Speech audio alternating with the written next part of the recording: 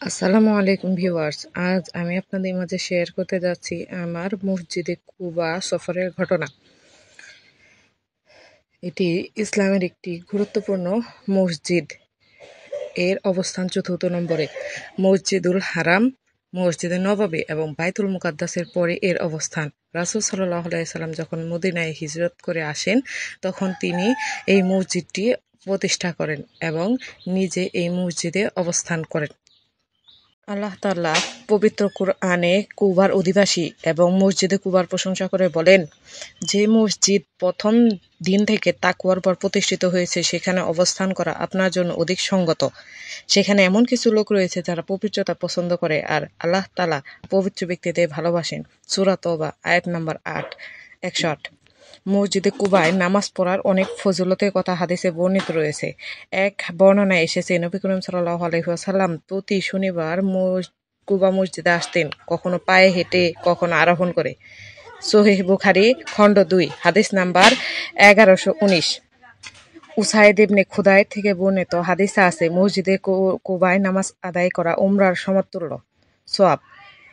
তিরমিজি হাদিস নাম্বার 224। ইবনে মাজাহ হাদিস 1441। আল্লাহ তাআলার অশেষ মেহেরবানিতে আমি যতবারই মদিনা শরীফে গিয়েছি, মসজিদে কুবায় নামাজ আদায় করার সৌভাগ্য হয়েছে। তবে দুঃখের বিষয় হচ্ছে, প্রতিবারই আমি সময় সংক্ষিপ্ততায় ভুগেছি। প্রথমবার যখন গেলাম তখন প্রায় জোহরের নামাজের সময় হয়ে আসছিল। আমাদের মুয়াল্লিম সাহেব তাড়া দিচ্ছিলেন যে সবাই কোনো মতে 2 রাকাত নফল নামাজ আদায় করে বাসে আসবেন, আমরা জোহরের নামাজ মসজিদে নববীতে গিয়ে আদায় করব। তখনও অল্প সময় পেয়েছিলাম। এরপর যতবারই গিয়েছি রাতের বেলায় যাওয়া হয়েছে, কারণ আমি মক্কা জেদ্দা হতে বাসে ট্রাভেল করে আমার হাজব্যান্ডের সাথে মদিনায় যেতাম। শেষ রাত্রের দিকে বাস পৌঁছাতো, সেখানে 10 থেকে 15 মিনিটের মতো সময় তারা আমাদেরকে দিত। তো 10 থেকে 15 মিনিটের মতো সময় দিলে কি হতো, ওয়াশরুমে যেতে যেতে 5-7 মিনিট শেষ হয়ে যেত। আবার কখনো দেখা যেত যে ওয়াশরুম মসজিদে কুবার মহিলাদের ওয়াশরুম 2 সাইড, এক সাইড বন্ধ করে পরিষ্কার করতেছে, আরেক সাইড খোলা রেখেছে। আর এখানে প্রায় সকল উমরাকারীরাই আসেন এই মসজিদে নামাজ আদায় করার জন্য, কারণ এই মসজিদে নামাজ আদায় করার একটা উমরার সমান সওয়াব পাওয়া যায়। এর জন্য ভিড়ও হতো প্রচুর, আর শেষ রাত্রের দিক দিয়ে মানুষের হাজতও থাকে। তো যার কারণে দেখা যেত 5 মিনিট নামাজের সময় পেতাম। 5 মিনিট নামাজ আদায় করার পরে আমার হাজব্যান্ড ফোন দিত, আসো আসো, বাস ছেড়ে দেওয়ার সময় হয়ে গেছে, চলে আসো চলে আসো চলে আসো। নামাজ শেষ করেই চলে যেতাম।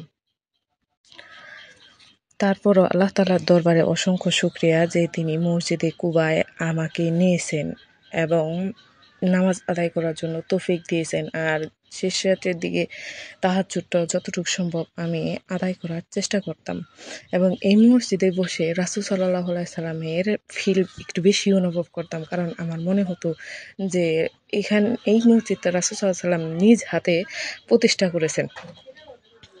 আর আল্লাহ তাআলা এই মসজিদ সম্পর্কে বলেছেন, রাসূল সাল্লাল্লাহু আলাইহি সাল্লামকে এই মসজিদে অবস্থান করতে বলেছিলেন এবং রাসূল সাল্লাল্লাহু আলাইহি সাল্লাম আল্লাহ তাআলার আদেশ অনুযায়ী এই মসজিদে অবস্থান করেছেন। আমি তো আল্লাহর রাসূল এবং তার সাহাবাদেরকে দেখিনি, কিন্তু এই মসজিদে বসে অনুভব করতাম যে না, এটা আমার রাসূলের মসজিদ, এটা আমার রাসূল নিজ হাতে প্রতিষ্ঠা করেছেন। যাক, আজকে আপনাদের কাছে অনুরোধ, যারা একবার হলেও রাসূল সাল্লাল্লাহু আলাইহি ওয়াসাল্লামের হাতে তৈরি করা এই মসজিদটি দেখে আসার চেষ্টা করবেন। মসজিদে নববীতে যাওয়ার জন্য আল্লাহর কাছে প্রার্থনা করবেন। আপনি চেষ্টা করবেন, বাকিটা পূরণ করার মালিক আল্লাহ তাআলা। সবাইকে ভিডিওটি দেখার জন্য অসংখ্য ধন্যবাদ। আসসালামু আলাইকুম।